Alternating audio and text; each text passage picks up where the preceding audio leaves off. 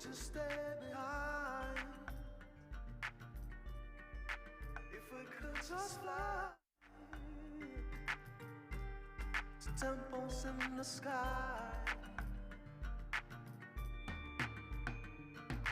Tell me, would you stay behind? If you know that you could fly to temples in the sky. Oh, tell me, would it be right to come out from the light, end up in the light? Yeah. Stars were made to fall and fade away, fall and fade away. Temples in the sky are built to stay. Stars were made to fall and fade away, fall and fade away. Temples in the sky are built to stay.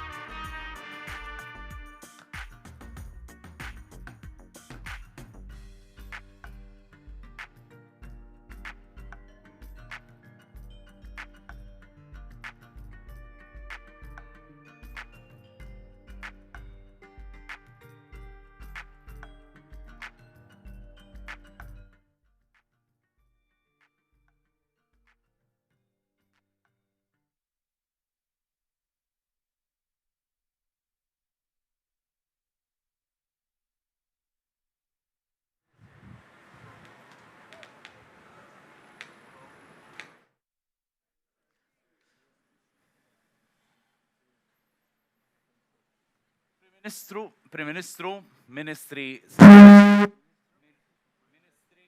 Segretari parlamentari, membri parlamentari, sindki, kunsillieri u mistednin merħba.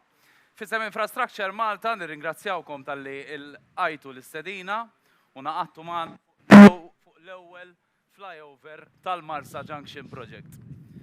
Kif diġa tafu, dawn huma tnejn mis-seba' strutturi ta' flyovers li se jkun qed iħabbar dan l-akbar proġett infrastrutturali li qatt sar fit-toroq Maltin. Meta tħabbar li kienu se jsiru dawn il-flyovers u li bihom se neħilsu mit-traffic lights tal-Addolorata, aktar li kien hemm minħaseb li din hija biss ħolma, mhux hekk? Issa ħna dorna ftit. Inna sena induru l-proġetti li Infrastructure Malta kienu qed jagħmlu dak kienu qed minnhom u sa mill-bidu konna eċitati naraw dawn il-proġett. U inqas minn 9 xhur ilu proprju konna hawnhekk fi frar. Ġejna hawnhekk u minn dawn l-istrutturi li qed naraw illum kien għadu m'hawn xejn li fl-ewwel pedamenti. Imma kif rajna f'din l-aħħar sena pass wara pass qed isseħħ u ssir realtà b'aktar minn terz minn dan il-proġett diġà lest. Dan huwa dovut għall-ħidma kbira li għaddejja f'dan il-proġett. Ma nistgħux ma nrux l-apprezzament tagħna lejn il-ħaddiema kollha forsi intuhom ċabċipa wkoll għax lejlu nar il-ħin kollu għaddejjin. Vera lejlu nar. Nistiednu issa lil Borġ, Ministru għat-Trasport, Infrastruttura u Proġetti Kapitali sabiex jaqsam magħna l-ħsibijiet tiegħu.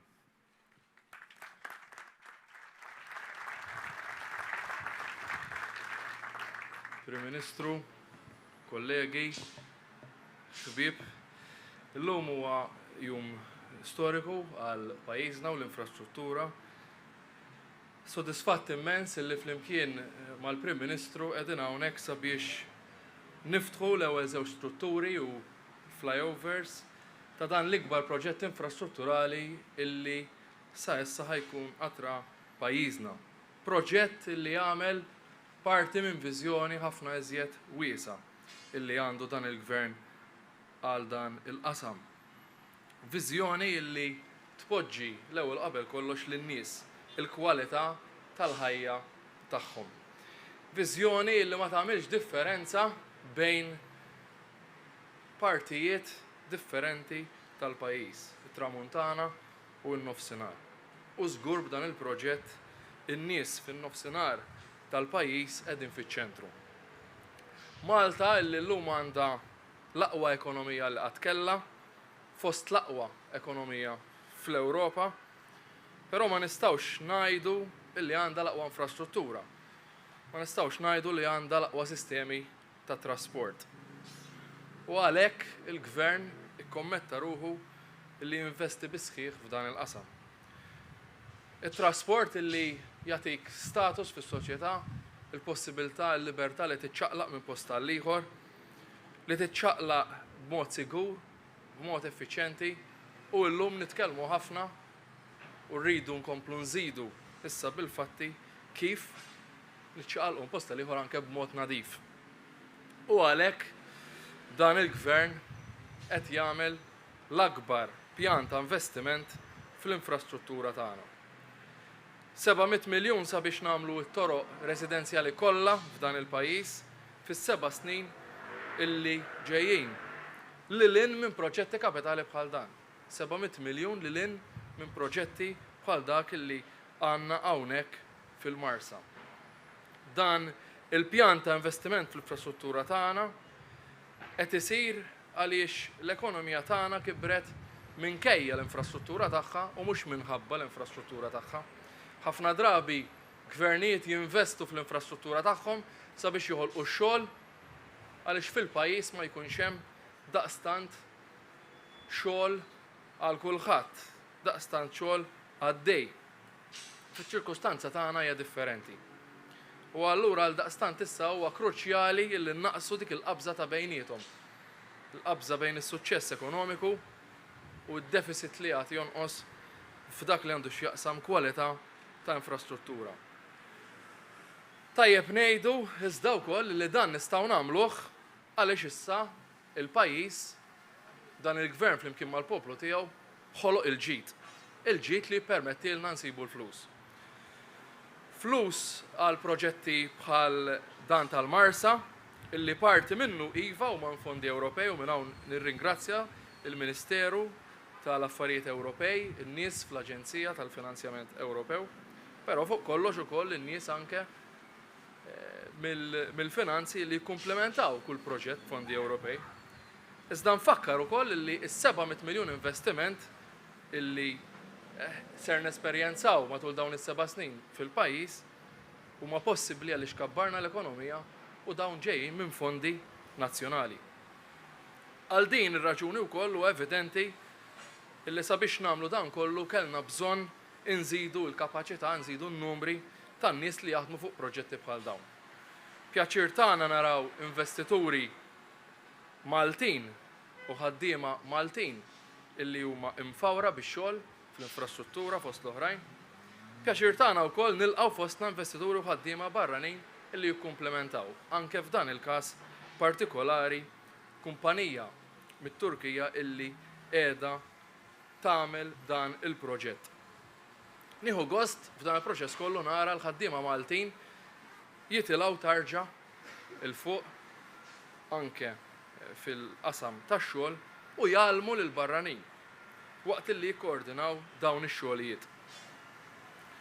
Jiena ngħid issa li ma hemmx bżonn ta' prova akbar minn din minn proġetti bħal dan illi qed nirrealizzawh skont il-ħin, skont il-budget, nistgħu noħolmu akbar. U dan il-gvern qatt ma rażżan lin-nies milli joħolmu akbar. Noħolmu illi naqdu lil Malta u lil Għawdex b'mod permanenti u dejjemi kif fil-fatt iddeċieda il-poplu, kif fil-fatt unanimament qabel il-Parlament. Noħolmu li jkollna tal-linja fil-baħar sabiex inżidu l-modi alternattivi kif nivvjaġġaw minn portijiet differenti ta' madwar il-pajjiż u mhux fil-port il-kbir jew il-port ta' Marsa Mxed biss meta jippermetti t-temp. Noħolmu illi jkollna trasport tal-massa dejjem skont il-viabilità tiegħu. Noħolmu sabiex insolvu sfidi kbar li għandna llum u dawn indawruhom f'opportunità sabiex inkabru biħsieb u baqal l-art tal-gżejjer tagħna. Frankament naħseb illi rridu nerġgħu nemmnu u nippjanaw aħjar. Għaliex missirijietna ħasbu u wettqu fil-passat trasport tal-massa. Missirijietna ħasbu u wettqu fil-passat proġetti sabiex ikabru l-art ta' dawn il-gżejjer. U kif ftaħt fl-introduzzjoni tad-diskors tiegħi fiċ-ċentru ta' dan kollu huma n-nies, il-kwalità tal-ħajja tan-nies. Hawn min ikun xettiku u jgħidlek proġett bħal dan u wieħed ta' massa ta' konkrit u għazzar. Ir-risposta tkun illi dan ser jiżgura illi n-nies ma jifqux iktar jistennew frustrati f'minuti sħaħ f'din il-ħolqa importanti tal-pajjiż. Dan huwa proġett importanti u proġett ambjentali għaliex bħal kull wieħed ieħor li qed nirrealizzaw ser ikun qiegħed iħaddar iktar minn dak illi kienet is-sitwazzjoni qabel inbeda. Il-vetturi li ħajħamġu ferm inqas għaliex mhux ser jifqu jistennew. Vetturi li dan il-gvern qed jaħdem ukoll sabiex ikun minn ta' quddiem fid-dinja fl-Ewropa illi jbiddel għal dawk illi jnixsu inqas jew xejn dak li għandu x'jaqsam allura il-mod ta' kif jaħdmu. Arja iżjed nadifa. Proġett li jaħseb għal min irid jimxi jew isuq mezzi oħrajn bħar-rota.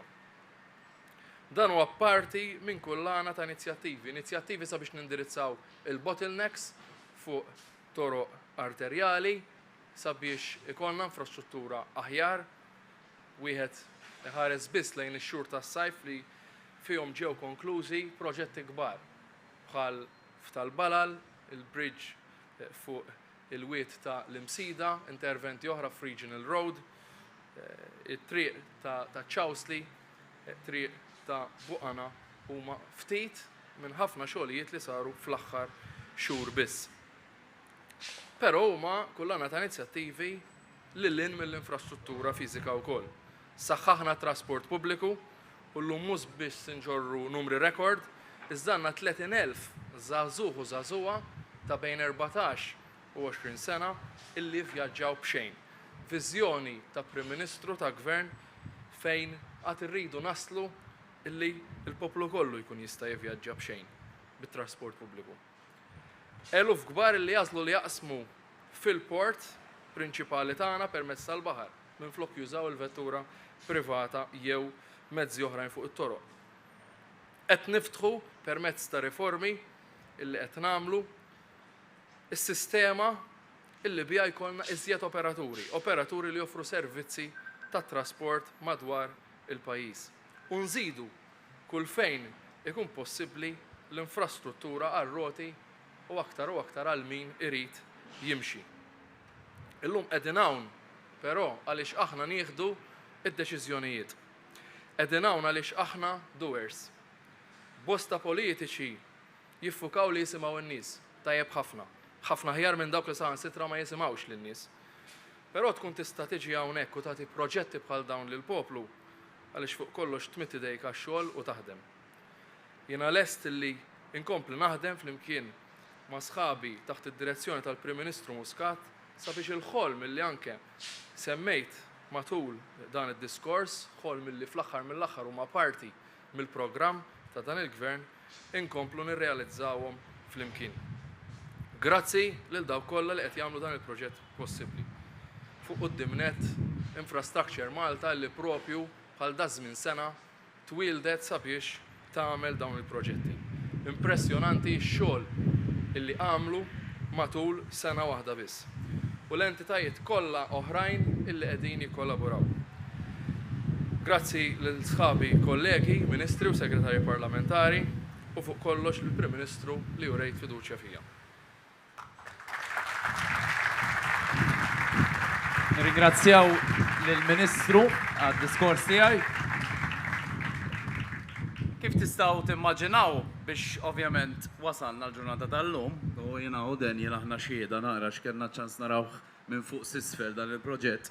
Kien jinvolvi ħafna xogħlijiet differenti. Il-Marsa Junction Project tista' tgħid li huwa taħlita ta' xogħlijiet li ġew koordinati flimkien minn Infrastructure Malta. Ħanaraw filmat illi se jagħtina idea żgħira fejn kienu jikkonsistu dawn ix-xogħlijiet, fiex kienu jikkonsistu, u kif inbnew l-istrutturi tal-flyovers li qegħdin fuqhom. Flimkien ma' ħafna xogħlijiet oħrajn li saru wkoll fejn jidħol it-tqejjed ta' servizzi ġodda, affarijiet li qas biss kont nimmaġina, eżempju minn hawn taħt jgħaddi d-dawl kollu tal-parti tas-Sawt. Ġifieri, jara kemm ridu jsiru xogħlijiet tajjeb. Fil-filmat se niltaqgħu wkoll ma' wħud mill-ħaddiema ta' Infrastructure Malta f'dan il-proġett. Sinjuri, għalikom il-filmat.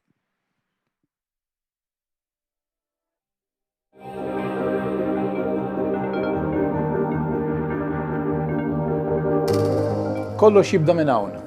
Fuq dawn il-pjanti ftit snin ilu.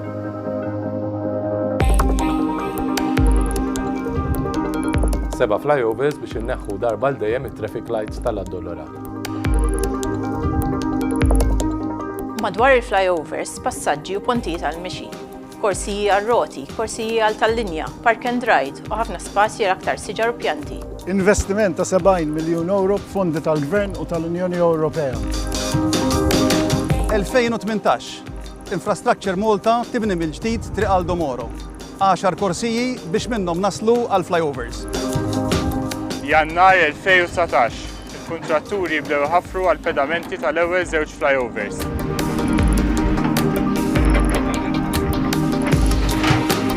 Mija 37 pilastru tal-konkos fil-fond taħt l-art. 16 il-kolonna tal-konkos. 56 travu għall-ewwel flyover. 4 korsiji, l-aktar flyover wiesa f'Malta. 13 travu tal-azzar għat-tieni flyover. Jinħadmu t-Turkija u jintramaw fil-post. Uħud minnhom itwal minn 100 metru.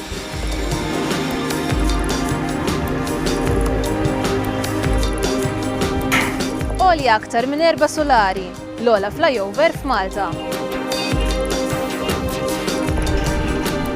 Aktar minn 800 tunnellata ħadid. Ma' 7500 tunnellata konkos, għal-rampi, il-pilastri, travi u gvire. Bl-impjanti tal-konkos u tal-asfalt fil-post, qed nifrankaw 4500 vjaġġ ta' trakkijiet mit-toroq fl-inħawi, 22 tunnellata inqas tniġġis tal-arja. Tunnellati ta' blatu materjal li nkunu ħaffirna, qed nipproċessaw u nerġgħu nużaw hawnhekk stess flok narmuh fil-barrieri. 1400 tunnellata asfalt biex tiksu kilometru nofs ta' korsiji fuq il-flyovers.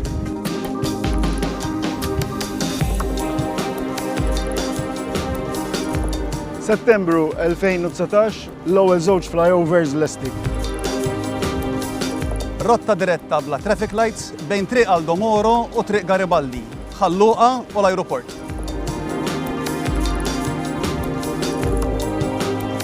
Il-ħidma fuq il-5 l-oħra għaddejja bla qiegħda sabiex inlestu dal-proġett is-sena d-dieħla. Inkomplu ntejbu r-rotta ewlenija lejn nofsinhar ta' Malta.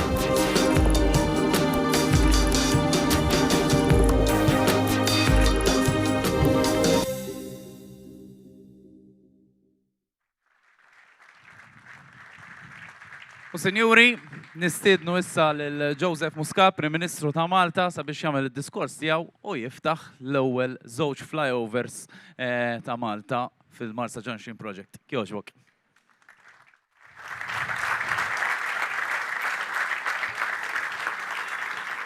Grazzi ħafna. L-investiment li qed jissir fl-infrastruttura ta' pajjiżna huwa bla preċedent. Dak li wedna fl-elezzjoni ġenerali tal-2017 jiġifieri li b'7 snin jisiru t-toroq kollha ta' pajjiżna b'investiment ta' 700 miljun euro qed isir quddiem għajnejn kulħadd. Iżda il-proġett illi qed naraw l-ewwel parti tiegħu illum huwa spiża saħansitra apparti minn dawn is-700 miljun. 70 miljun euro aktar minn fuq is-700 miljuni diġà huma committed li 85% ħajitħallsu minn fondi nazzjonali u 15% minn fondi Ewropej. Dak li qabel ma kienx hemm il-kuraġġ illi isir, illum sar id-day-to-day business għal dan il-gvern. M'għadux il-każ li ma jsirx proġett infrastrutturali maġġuri għax tkun ġejja xi elezzjoni, jew għax il-gvern jippreferi li ma jqajjimx il-kritika. Dak li qed jsir għax pajjiżna hemm bżonnu. Fil-verità dawn li qegħdin naraw illum ilu hemm bżonnu snin sħaħ. Qatt ma sar. L-aħħar intervent li sar hawnhekk niftakru meta kont żagħżugħ naqra iżgħar meta sar il-traffic lights taħdejn l-Addolorati kienet xi ħaġa kbira minn għalija fin-97 kienet saret. Jista' xi ħaġa kbira. Minn dakinhar sal-lum ma sar kważi assolutament xejn għal din il-ħolqa ewlenija tal-infrastruttura ta' pajjiżna. U xemm misbaħ li lejliet il-55 anniversarju tal-indipendenza ta' Malta nagħtu rigal lil pajjiżna u lin-nies tas-South b'din l-ewwel fażi ta' dan il-proġett grandjuż. Bħala gvern ma ngħixux magħluqin fina nfusna u naraw il-pożittiv biss. Li kieku nagħmlu hekk laqqas biss nazzardaw nibdew proġett ambizzjuż bħal dan. Xogħol intensiv li qed jsir fl-infrastruttura iġib ukoll il-kritika miegħu.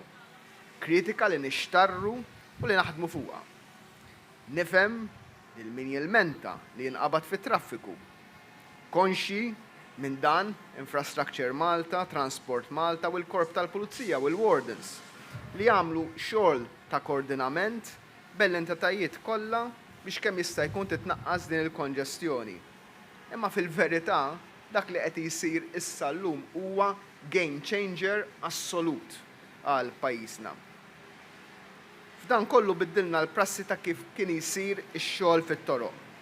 Ħidma li m'għadix biss waqt il-ħinijiet tax-xogħol, iżda kif jistgħu jixdu kull min għadda minn hawnhekk fil-għaxijiet jew matul tmiem il-ġimgħa, xogħol li jibqa' għaddej mit-tnejn sal-ħadd u anke bil-lejl dejjem kemm jista' jkun meta naraw li ma jkunx ta' inkonvenjent għan-nies. Ta' dan nirringrazzja lil ħaddiema kollha, Maltin u barranin, li jagħmlu dan l-isforz ta' kuljum biex qed naraw l-ewwel parti minn dan il-proġett jinfetaħ f'Settembru qabel ma nerġgħu lura għar-rutina tax-xitwa. Id-data tal-lum huwa magħżula mhux biss biex simbolikament nagħtu rigal lil pajjiżna lejlet il-55 anniversarju tal-indipendenza, imma wkoll b'mod prattiku għaliex mill-ġimgħa d-dieħla jerġgħu jibdew jiftħu l-iskejjel u l-fatt li qegħdin dan l-ewwel fażi ninawgurawha u tkun operazzjonali mill-lejla stess ħatħaffef ħafna il-pis ta' traffiku illi jinġema b'mod naturali hekk kif eluf ta' studenti f'pajjiżna ħajkunu jerġgħu lura għall-iskejjel nhar it-tnejn illi ġej. Irrid ngħid ukoll illi u rrid nikkoxinja kulħadd ħajjieħu pjaċir jgħaddi minn hawnhekk u jammira dan il-post għadu post ta' kostruzzjoni. Anka il-limiti ta' veloċità kif qed jispjega lill-inġiniera Zoppardi ġew limitati għal pratikament in-nofs dak li jkun normalment 30 km fis-siegħa. L-ewwel nett issa mhux għax hawn it-toroq sbieħ nafsu l-gass u hemmhekk jinħolqu l-inċidenti Alla ħares qatt, imma din hija biss l-ewwel fażi għadha f'sit ta' kostruzzjoni u fil-waqt li ħatkun qed taljeva t-traffiku irrid inwissi lil kulħadd u nagħmel note of caution lil sewwieqa kollha biex joqogħdu attenti kif isuqu. Informat ukoll li d-direzzjoni tat traffiku f'dan l-ewwel perjodu ħatkun bil-maqlub ta' dak li ħatkun finalment kif jiġi magħluq il-proġett kollu kif inhu u għalhekk il-caution għal kulħadd, twissija għal kulħadd biex noqogħdu attenti kif insuqu tibqa' hemmhekk għaliex U din verament inħossa, din jifieri naħseb jien kull min ħajkun qed jgħaddi minn hawn dawn l-erba' solarijoli u kull meta rajnija minn taħt din il-biċċa xogħol nibdew ngħidu ma jekk inqala inċident, jekk inqala xi ħaġa. U għalhekk rridu nibdew hija ħafna drabi esperjenza ġdida għal ħafna nies speċjalment minn ma saqx barra minn Malta, irridu neħduha bil-mod kemm jista' jkun. Ovvjament l-standards kollha huma standards Ewropej ta' sigurtà u ta' safety illi jiggarantixxu ovvjament l-aqwa standards ta' sigurtà. Minn din iż-żona kuljum jivvjaġġaw 100,000 persuna.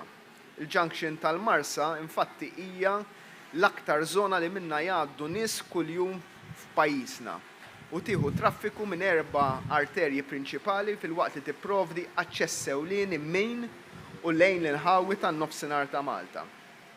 Għalhekk bil-ftuħ tal-ewwel żewġ flyovers f'inqas minn sentejn minn mindu bdew ix-xogħlijiet, illum qed nassistu għall-ewwel passi f'dan l-investiment li laħħaq kifet madwar 70 miljun euro li ma nistgħux ninvestuhom kieku ma kinux għal fondi Ewropej, imma fuq kollox kieku ma kienx għas-surplus li għandu l-Gvern u għad-deċiżjoni illi il-Gvern li jibda jinvesti fl-infrastruttura tal-pajjiż li ħasservina għal ġenerazzjoni li ġejja.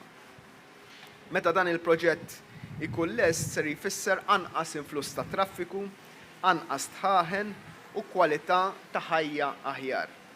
Studju ta' Gordon Cordina fuq is-7 proġetti infrastrutturali maġġuri, inkluż dak illi ħajjibda jinfetaħ illum, mhux biss juru li għal kull euro li qed ninvestu f'dan il-proġetti se nieħdu lura bħala bil-lur miżjud pajjiż 7 euro, iżda wkoll dawn il-proġetti se jekkawżaw ferm inqas tniġġis fl-arja. Semmejt il-kritika fuq it-traffiku. Kritika oħra hija kif nafu l-koll dik ambjentali li kull meta tiġi biex tagħmel xi ħaġa bil-forsi jkun hemm ġenwinament kritika fuq dan ir-rigward. L-istess studju tal-ekonomista Gordon Cordina juri li dawn is-7 proġetti iżda flimkien u għalhekk kif qal il-Ministru Borġ huwa proġett ambjentali, dawn is-7 proġetti flimkien se jikkawżaw 62,000 tunellata anqas ta' emissjonijiet fl-arja kull sena.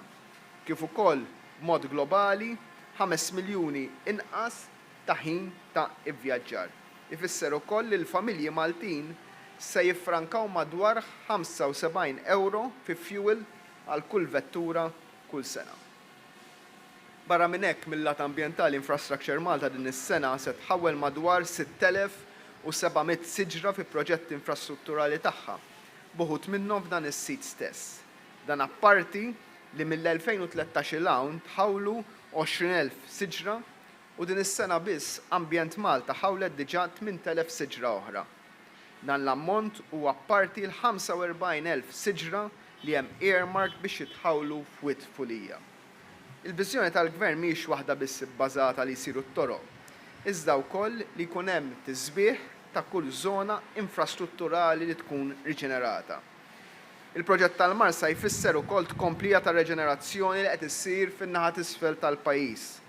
Riġenerazzjoni holistika li tinkludi żoni miftuħa, open areas, spazji għall-familja, riġenerazzjoni tat-toroq, riġenerazzjoni storika li twassal għal riġenerazzjoni ekonomika f'dan il-pajjiż, f'dan il-parti tal-pajjiż li ilu tant snin jaqla tant fuq wiċċu. L-istess revamp qed jsir fl-infrastruttura kollha ta' Malta u Għawdex biex mhux biss nlaħqu mal-bżonnijiet tal-preżent imma nkunu lesti għall-futur. B'ekonomija li dejjem qed tikber brata ta' 5.3% l-aħħar statistika u li fuq l-aħħar 7 snin kibret b'medja ta' 7% kull sena, l-akbar tkabbir ekonomiku fl-Unjoni Ewropea, bil-fors allura rridu naħsbu li ninvestu f'dawn it-tip ta' proġetti, proġetti li jkunu game changers għal pajjiż. Għalhekk il-bżonn illi jsiru t-toroq kollha tal-pajjiż. Għalhekk il-bżonn illi ntejbu l-infrastruttura tal-pajjiż. Nagħlaq billi nirringrazzja lil dawk kollha illi b'xi mod jew ieħor ikkontribwixxew għal dan il-proġett. Il-Ministru Joe Mizzi li taħtu beda dan il-proġett ta' tmexxija ta' Transport Malta, dak iż-żmien taħt James Piscopo. Irrid nirringrazzja lil kontratturi Maltin u barranin li għenu tant u ħadmu b'mod impeccabli. I would like to thank our friends from Turkey for being here, for being interested in this project and other projects that we have in our country. I think it's pretty obvious, and read it in the media. There were comments at first when you were adjudicated this project, which verged on the racist, I must say, and of which I am ashamed.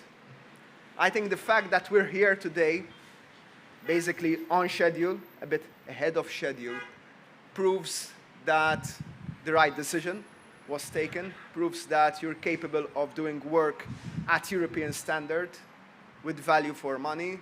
So I can just tell you that you're very welcome. I got the feedback from the Maltese workers that they are thrilled to work with Turkish managers and Turkish subordinates.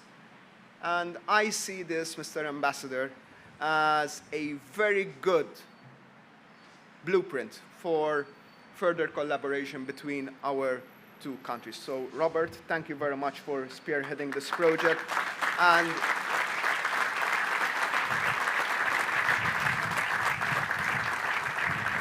I wish to see more of you in the future. Obviously, we'll have a lot of competition from all over Europe and all over the world. And we're friends. In Maltese, we say, l-ħbib sal-bib. So the friends are there until the front door. We will always evaluate value for money when it comes to the decisions. I must irrid ukoll nirringrazzja għalija l-iktar ħaġa li kienet taxprun għal dan kollu d-deċiżjoni li naqlaw il-punt tal-bini tat-toroq minn Transport Malta. Transport Malta hija organizzazzjoni enormi illi meta ridna nagħmlu din it-tip ta' investiment f'infrastruttura qed ikollok organizzazzjoni għalija li tiħossib dan kollu. Infrastructure Malta qed tagħmel biċċa xogħol tajba ħafna. Ora xi kultant magħrufin bħala bulldozers illi jibqgħu deħlin għal dawn l-affarijiet, xi kultant hekk trid tkun. Ovvjament iridu nkunu iktar fini mal-mod ta' kif nagħmlu l-affarijiet, imma l-messaġġ li qed jasal għan-nies hemm barra huwa li l-affarijiet verament qed isiru. L-affarijiet dan mhux ta' fuq il-pjanta u mbagħad naraw xi darba. Naħseb in-nies xebgħu f'pajjiżna jew rendering tal-kompjuter ta' proġetti li forsi xi darba jsiru. In-nies iridu jaraw il-proġetti qegħdin isiru. U dak illi l-arja friska illi jaw, illi fl-aħħar il-proġetti qegħdin isiru. Naħseb l-inġinierat Soppardi għandu mertu kbir ta' dan kollu fil-tmexxija tiegħu ta' din l-organizzazzjoni. Bl-istess mod ma nistax nonqos milli nirringrazzja lill-Ministru Borġ. Il-Ministru Borġ il-ħidma tiegħu hija waħda ta' leadership ċar ħafna. Dan il-portafoll illi tajtu seta' kien poison chalice. Għax fil-verità huwa portafoll enormi b'responsabilità enormi li ftit li xi ħadd tieħu grazzi imma li huwa viżibbli ħafna. U illi għandu taħt idejh it-trasformazzjoni infrastrutturali ta' xi ħaġa li kienet qed tikkrepa. It-toroq imma anke affarijiet oħra, imma t-toroq ta' pajjiżna, s-sistema tal-infrastruttura ta' pajjiżna kienet qed tikkrepa. M'hemmx kelma oħra illi ngħiduha. U naħseb li jien ħadem u qed jaħdem u issa m'għandux għalfejn joqgħod resting on his laurels għax l-ewwel żewġ flyovers biss issa jridu narawhom kollha lesti. Nħares il-qudiem li fix-xhur li ġejjin inkun hawnhekk magħkom biex naraw kollox lest u naraw li verament inkomplu mixin il-qudiem. Proset il-kulħadd.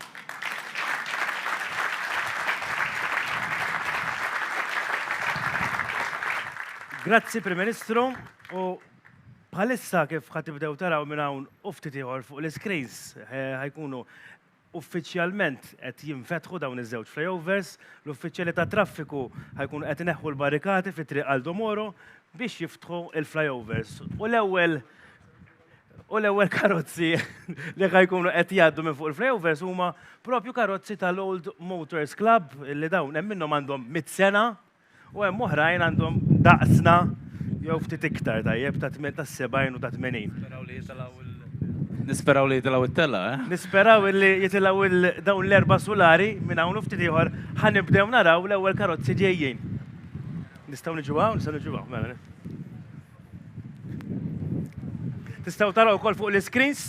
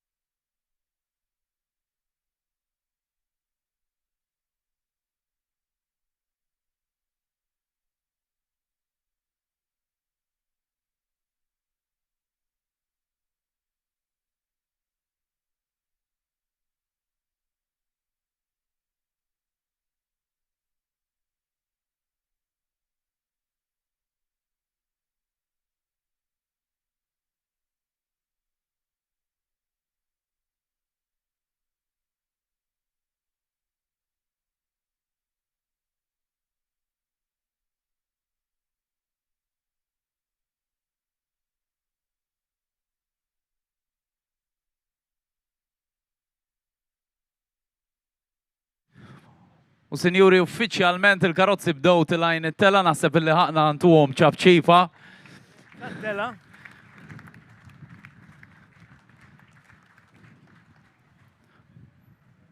L-ewwel waħda issa ta' GT Bang Bang, sem nistgħu niddeskrivilkom. 97. 92.7. U bħal wet taraw, sinjuri, uffiċjalment l-ewwel żewġ flyovers huma miftuħin. U ġa hemm il-pulizija wkoll fiha. U aħna bħalma tafu kull filgħodu fuq tal-linja għaddit l-ewwel tal-linja wkoll u ħankunu qed immorru wkoll fuq tal-linja. Intom sinjuri tistgħu tibqgħu hawn għaliex minn ftit ieħor se jkun hawn riċeviment ħelu hawnhekk aħna kif qalilkom Daniel ħanaqbdu tal-linja u li hija mobbija b'nies li xtaqgħu jaqsmu l-flyover ukoll fuqha. Nisperaw billi żinnu ma jtajrinix. Il-Prim Ministru grazzi lil kulħadd u nistidnukom għal riċeviment is-serata tajba lil kulħadd. Ja zin, tlaqna ħin. Itla zin. Itla.